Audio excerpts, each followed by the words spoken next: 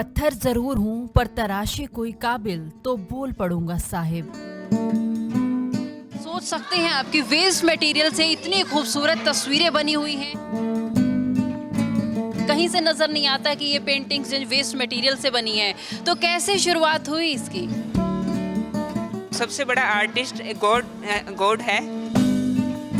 हम सिखाते हैं कि इस शेप से क्या उसमें नेचर को लेके शेप आ सकती है। मतलब मुझे लगता है कि पब्लिक मेरे पे पंच कसती होगी कि ये पता नहीं क्या उठाता रहता है। अगर एक पत्थर को तराशा जाए तो एक वो भगवान प्रतिमा बना सकते हैं। मेरे एवरी टाइम पेंसिल हाथ में रहती थी और मुझे सबसे ज़्यादा डर एक ही चीज़ का होता था। आर्टिस्ट जब दुनियादारी को देखता वो अलग आइज से देखता है। तो ये कहना चाह रहे हैं जो ये कला थी वो बचपन से ही आपके अंदर में जो जान डालने का आपने काम किया है वो अब इसको आप यूं ही आगे बढ़ाते रहेंगे। जी।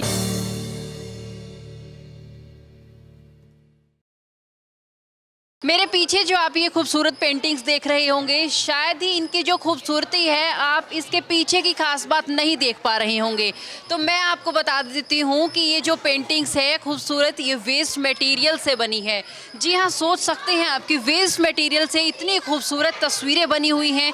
तो गगन जी ने ये तस्वीरें बनाई है और गगन जी से सारी जानकारी लेंगे कि कैसे उन्होंने ये आइडिया जो है सोचा है, कैसे उनके दिमाग में आया और किस तरीके से इन पेंटिंग्स को बनाने का काम किया जाता है। गगन जी, सबसे पहले आपका स्वागत है देश हरियाणा टीवी पर। देश हरियाणा चैनल का मैं धन्यवाद करता हूं दिल से, और जितने भी इससे जुड़े हुए हैं देश हरियाणा चैनल से, तो उनके लिए नमस्कार, धन्यवाद। अच्छा, सबसे पहले आपसे जानना चाहेंगे, ये जो वेस्ट मटेरियल है यानी स्टोन है, इनके अंदर जान आपने डाली हुई है। कहीं से नज़र नहीं आता कि ये पेंटिंग्स वेस्ट मटेरियल से बनी है। तो कैसे शुरुआत हुई इसकी? अनुराधा मैम, आपने बहुत अच्छा क्वेश्चन स्टार्टिंग में ही मुझे पूछा है कि ये एक कैसे जान डाल दिया है। और मैं कहूँगा कि सबसे बड़ा जो आर्टिस्ट होता है पूरे, अगर मैं इसकी हम ग्लोबल की बात करें तो सबसे बड़ा आर्टिस्ट गॉड है। क्योंकि जितने भी हमारे चेहरे हम अर्थ पे, हम धरती पे देख रहे हैं, वो किसी से मिलते नहीं हैं। आपका चेहरा शायद पूरे वर्ल्ड में नहीं होगा, मेरे जैसा चेहरा कोई दूसरा मतलब नहीं होगा। तो सबसे बड़ा जो आर्टिस्ट है वो गॉड है। बट गॉड भी अपना एक क्लोन नीचे भेजता है कि दुनिया को कलरफुल बनाने के लिए, दुनिया को खुशहाल बनाने के लिए, दुनिया को कलरफुल देखने के लिए। जी। तो आपने कब इसकी शुरुआत करी? कैसे आपको लगा कि जो ये वेस्ट मटेरियल हैं, स्टोन्स हैं या बाकी की चीज़ें हैं, कि इन्हें हम इस्तेमाल में ला सकते हैं? वैसे तो मेरा बचपन से ही शौक़ था, क्योंकि जब आर्टिस्ट बनाया जाता है, परमात्मा की उस पे जो वाइब्रेशन होती हैं, जो किरणें होती हैं, वो ऊपर से ही नवाज के भेजते हैं भाई आप इस दुनियादारी को कलरफुल कैसे बना सकते हो। वैसे मेरा बचपन से बड़ा अच्छा शौक़ था। जैसे मैं वेरी पुअर फैमिली से था, तो मिट्टी का काम करना, घरौंदे बनाना, बट वो मुझे लगता है कि सभी बच्चों में होता है, बट उसको एक एम बना लेना, उसको एक विज़न बना लेना है, उसको और शार्प करने की कोशिश करना मेरा बचपन से एम रहा है कि मैं आर्टिस्ट बनूं। अच्छा, आप थोड़ा सा हमें दिखाएंगे कि कैसे ये स्टोन्स है, ये वेस्ट है, इसको एक रूप आप देते हो, कैसे बनाया जाता है? देखिए, जिस टाइप से बच्चे काम कर रहे हैं छोटे छोटे, तो हम सबसे पहले क्या करते हैं, जो स्टोन्स होते हैं उसके अंदर हम जैसे ये बच्चा वाइट कलर से स्टोन पे काम कर रहा है, इनको हम सिखाते हैं कि इस शेप से क्या उसमें नेचर को लेके शेप आ सकती है, क्या उसमें दिखा सकते हैं हम। जैसे नेक्स्ट अगर बच्चे की बात करें, पिंक कलर से वो फ्लावर बना रहे हैं, तो ये वो उनके अंदर ये क्रिएटिविटी लेके आते हैं कि स्टोन से क्या दुनियादारी इसमें बसी हुई है। जी। अच्छा, जब आपने इसकी शुरुआत की तो कभी सोचा कि वेस्ट मटेरियल की क्या वैल्यू होती है, ये तो वेस्ट होता है, या किसी ने आपको बोला भी होगा कि ये क्या काम कर रहे हो, क्या कर रहे हो? मतलब क्या आपकी कहानी क्या है, कैसे शुरू किया आपने ये सब? मैम देखिए, जब मैं अभी भी स्टोन इकट्ठा करता हूँ, गाड़ी में से निकलता हूँ और मैं सड़क पे रुक जाता हूँ और टाई लगी होती है मेरे, तो मतलब मुझे लगता है कि पब्लिक मेरे पे पंच कसती होगी कि ये पता नहीं क्या उठाता रहता है। बट मुझे मतलब ऐसा लगाव है बेस्ट आउट ऑफ वेस्ट से कि एक पत्थर को अगर तराशा जाए, अगर एक पत्थर को तराशा जाए तो एक वो भगवान प्रतिमा बना सकते हैं। बट एक ऐसा पत्थर भी होता है जो ठोकर खाता है और जो हम ट्रैक पे देखते हैं उस पे पत्थर होते हैं। तो बात वैल्यू किस चीज़ की है? टैलेंट की, कि उसको तराश के कुछ भी चीज़ बना सकते हैं। ऐसा इंसान भी, एक आर्टिस्ट भी कोशिश करता है अपने आप को तराशने के लिए कि और बच्चों को भी तराशा जाए, जिसको जहाँ भी आपको स्टोन पत्थर कुछ भी नजर आता उठा लेते हो? उठा लेता हूँ मैं। मुझे शर्म नहीं आती कि मुझे ये लगता है कि हम कुछ अच्छा करें। और जैसे आप अभी देश हरियाणा चैनल से हमारा एक शूट कर रहे हैं, तो उसमें आप ये देखिए कि कितना हम इसमें ये जैसे आउल की शेप है, मतलब हम ये इमेजिन करते हैं। कई बार मैं अपने मम्मी जी को बोल देता हूँ कि मम्मी मेरे लिए स्टोन कलेक्ट करके रखना, फिर वो मेरे लिए कलेक्ट कर लेते हैं। मैं उसको रात को देखता हूँ कि इसमें क्या शेप आ रही है, क्या इसमें क्रिएट कर सकते हैं। इस टाइप से हम काम अच्छा, घर परिवार भी बोलता होगा कि क्या काम करते हैं ये, स्टोन उठाते हैं और सबको बोलते हैं कि स्टोन लेकर आओ। कैसा लगता है फिर आपको, क्या समझाते हो उनको? तो घर से मैं अगर मैं बात करूं, मैडम मेरी छोटी सी फैमिली है, मैं और मेरा ब्रदर और मम्मी पापा हैं। अभी तो थोड़ी फैमिली बड़ी हो गई है हमारी। बट अगर मैं बचपन की बात करूं तो जिस टाइम मैं इस फील्ड में आया तो मैं ड्राइंग करने में बड़ा इंटरेस्ट रखता था। तो मुझे याद है जब मैं 10th क्लास में था, मेरे एवरी टाइम पेंसिल हाथ में रहती थी और मुझे सबसे ज़्यादा डर एक ही चीज़ का होता था, जो मेरे ब्रदर थे। वो मुझे कमेंट करते थे कि मम्मी ये फ़ेल हो जाएगा, ये एवरी टाइम ड्राइंग करता है, बोर्ड की क्लास है, अदर सब्जेक्ट पे ध्यान नहीं होता। तो जब मेरे ब्रदर आते थे तो मैं वो सीट को छुपा देता था, भाई वो आ गए हैं सीट को, अदरवाइज़ वो टीयर कर देंगे। तो मुझे ये अच्छा, पेंटिंग्स की हम बात करते हैं तो क्या खास है जो मैसेज ये पेंटिंग्स दे रही हैं? क्या, कैसे सोच के आपने इन्हें बनाया है? हमें थोड़ा सा बताएं हमारे दर्शकों को। देखिए, सबसे पहले जब हम स्टोन की सिलेक्शन करते हैं, स्टोन हमारे पास काफ़ी टाइप्स के आते हैं। कोई गोल शेप है, कोई लंबी शेप है। उस स्टोन के अंदर हम सबसे पहले जो हमारा मेन मोटिव होता है उसको नज़र से देखने का, क्योंकि जब आर्टिस्ट होता है, जैसे कहते हैं मेडिटेशन करने से, परमात्मा का नाम लेने से तीसरी आइज़ ओपन हो जाती है। तो ऐसी आर्टिस्ट जब दुनियादारी को देखता, वो अलग आइज़ से देखता है, नॉर्मल आइज़ से नहीं देखता कि उसको फ्लावर की शेप देनी है, उसको किस तरीके से उसको लीफ की शेप देनी है, ये फ्लावर की शेप आ रही है।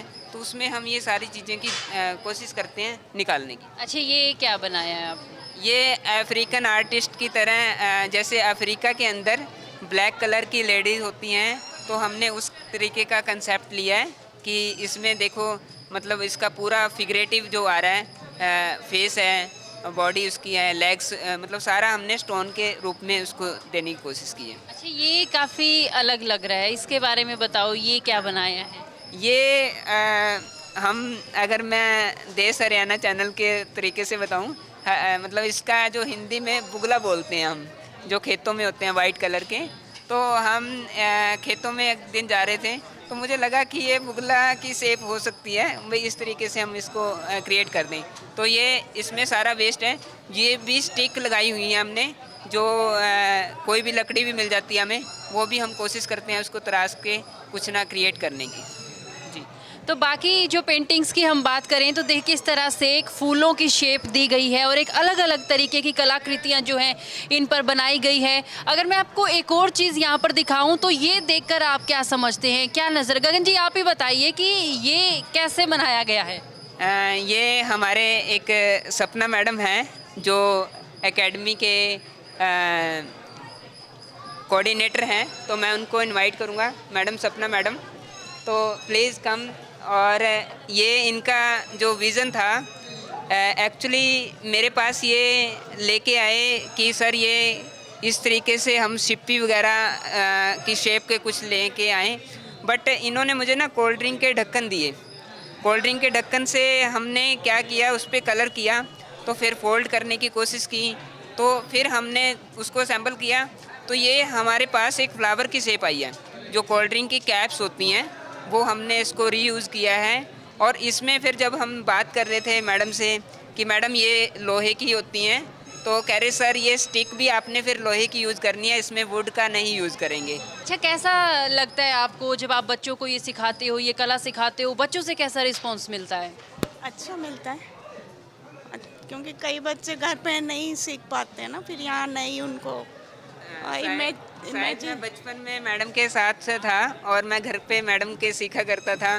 मतलब मेरा ये लगा लो, अगर मैं बात करूं, मैं वैसे बेसिकली मैं बारुआ से हूं, और अगर मैं थोड़ा सा पीछे बैक जाऊं तो मेरा जो उम्री जहां से मैंने ये शुरुआत की, जहां से मैंने ये पाँव रखा आर्ट फील्ड में, तो मैंने उम्री से विजुअल आर्ट की। फर्स्ट ऑफ ऑल इस आर्ट फील्ड में सबसे पहले मेरा जो पड़ाव था या पाँव रखा मैंने, तो मैंने विजुअल आर्ट करने के बाद मेरा जो डिस्टेंस था, घर से मेरा डिस्टेंस 20 किलोमीटर था। तो जब मैंने विजुअल आर्ट करना स्टार्ट किया तो डिस्टेंस की वजह से पापा ने बोला कि आप बाय बस जाना। तो मेरे पास दो मेरे जो ये लगा लीजिए क्लासमेट थे। तो मुझे एक दिन क्या हुआ, मैं बस से जा रहा था तो उन्होंने बस स्टैंड पे मुझे रोक लिया।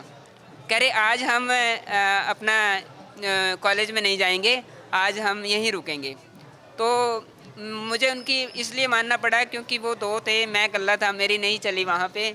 तो मुझे वो बस स्टैंड से ज्योति सर ले आए। तो ज्योति सर उन्होंने पूरा स्टे करवाया। जैसे ही 4 बजे हम अपने घर की तरफ रवाना हो गए कि उनको घर वालों को ये लगे कि भाई हम स्टडी करके आए हैं। बट मैं अपने यंग आर्टिस्ट को मतलब आप ये कहना चाह रहे हैं जो ये कला थी वो बचपन से ही आपके अंदर थी? मेरे बचपन के अंदर थी। बट उसमें क्या हुआ, जब हम घर पे गए तो मुझे ये लगता है कि पेरेंट्स से कोई चीज़ छुपी नहीं होती, क्योंकि माँ बाप होते हैं जिन्होंने जन्म दिया होता है, उनको पता होता है। बट किसी कारण वो बस चुप होते हैं।